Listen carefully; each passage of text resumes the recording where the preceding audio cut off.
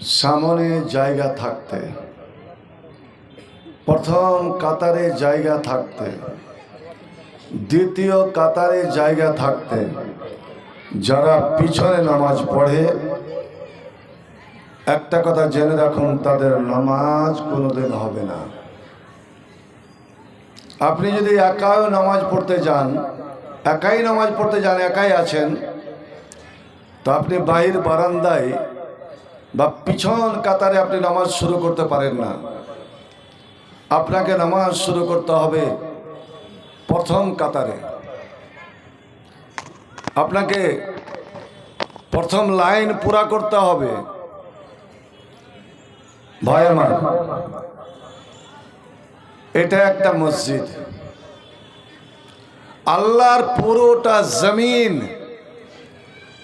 যেখানেই আল্লাহর জিকির হয়, যেখানেই আল্লাহকে স্মরণ করা হয়, মুসলমানের জন্য ওটাই হয়ে যায় মসজিদ।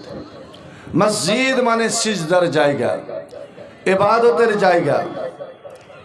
আপনি জমি দেখতে গেলেন, মাঠে ঘুরছেন, নামাজের টাইম হয়ে গেল। আমার ইসলাম বলে তোমাকে হিন্দুদের মতো ছুটে মন্দির যেতে হবে না, খ্রিস্টানদের মতন গির্জায় যেতে হবে না। তোমার মসজিদ দূরে আছে, গ্রাম দূরে আছে, তুমি মাঠে আছো, যেখানেই থাকো ওখানেই নামাজ পড়ে নাও। ওটাই হয়ে গেল তোমার জন্য মসজিদ। কিন্তু নামাজ শুরু করার আগে তোমার সামনে কোনো একটা জিনিস খাড়ো করে দেবে। লাঠি হোক, ঢেল হোক, বোতল হোক, যে কোনো জিনিস হোক, এটা হলো সূত্রা, তোমার আড়। বিনা সূত্রাতে ফাঁকা মাঠে নামাজ হবে না। মসজিদেও যদি আপনি একাই যান, তা আপনাকে সূত্রা করে নামাজ পড়তে হবে। আর সেটা হলো প্রথম কাতার, দেওয়াল যেন আপনার আগে হয়। এবার আপনারা বিচার করুন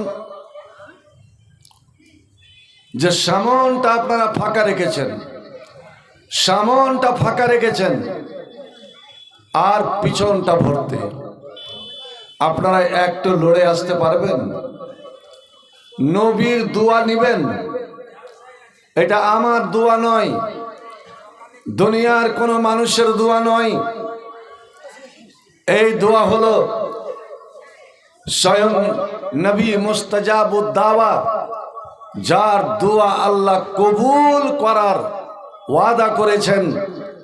যে নবীর কাছে অসুস্থ সাহাবায়ে কেরামেরা ছুটে যেতেন, হুজুর একটু আমার জন্য দোয়া করে দেন।